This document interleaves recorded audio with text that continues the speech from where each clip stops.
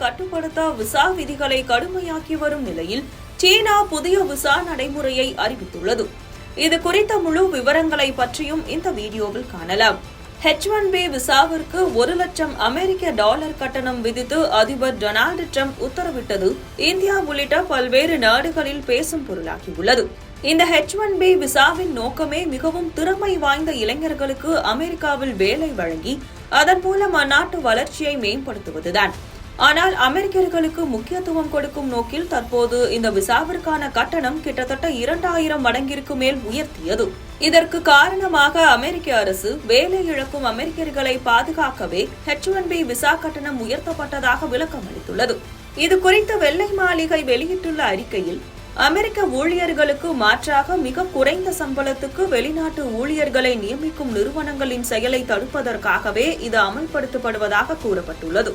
அமெரிக்க ஊழியர்களை அவமதிக்கும் வகையில் தேச பாதுகாப்பு சிறுமைப்படுத்தப்படுவதை தடுக்கவே இந்த முடிவு மேற்கொள்ளப்படுவதாகவும் தெரிவிக்கப்பட்டுள்ளது. 5000த்திற்கும் மேற்பட்டோருக்கு H-1B விசாவை அங்கீகரிக்கும் நிறுவனம் 16,000 அமெரிக்கர்களை வேலையிலிருந்து நீக்கியிருப்பதையும் வெள்ளை மாளிகை சுட்டிக்காட்டுகிறது. இந்நிலையில் இந்த விவகாரம் உலக நாடுகளின் மத்தியில் பெரும் விவாதமாக மாறியுள்ளது. இதற்கு பலரும் கண்டனம் தெரிவித்தும் வருகின்றனர். மக்களவை எதிர்க்கட்சித் தலைவர் ராகுல் காந்தி H-1B விசா கட்டண உயர்வை சுட்டிக்காட்டி இந்திய பிரதமர் பலவீனமானவர் என தெரிவித்துள்ளார். மேலும் இவ்விவகாரத்தில் பிரதமர் மோடி மௌனம் சாதிப்பது ஏன் என்றும், இது நாட்டு நலன்களையும் இந்திய குடிமகன்களையும் பாதிக்கும் என்றும் காங்கிரஸ் MP கௌரவ் கோகோய் தெரிவித்துள்ளார். டிரம்புடன் மோடிக்குள்ள நட்பால் நாட்டுக்கு பிரச்சினைகள் ஏற்படுவதுதான் மிச்சம் என காங்கிரஸ் செய்தி தொடர்பாளர் பவன் கெரா சாடியுள்ளார்.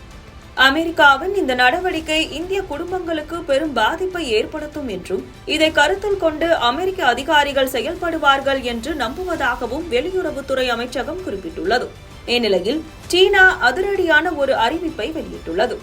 அமெரிக்காவுக்கு மாற்றான களமாக மாறும் முயற்சியில் சீனா முக்கிய துறைகளில் திறமையானவர்களை ஈர்க்க புதிய விசா ஒன்றை அறிவித்துள்ளது. அதுதான் K விசா. இதில் அறிவியல், தொழில்நுட்பம், பொறியியல், கணிதம் சார்ந்த துறைகளில் உலக அளவில் உள்ள சிறந்த ஊழியர்களை ஈர்க்கும் நோக்கில் இந்த K விசாவை அறிமுகம் செய்துள்ளது.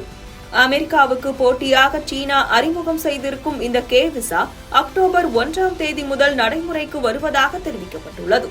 சர்வதேச அளவில் வேலைக்கான விசா விதிமுறைகள் மிகவும் கடுமையாக்கப்பட்டு வரும் இந்த சூழலில் சீனா மிகவும் எளிதாக விண்ணப்பித்து பெறும் வகையில் K விசாவை அறிமுகம் செய்துள்ளது.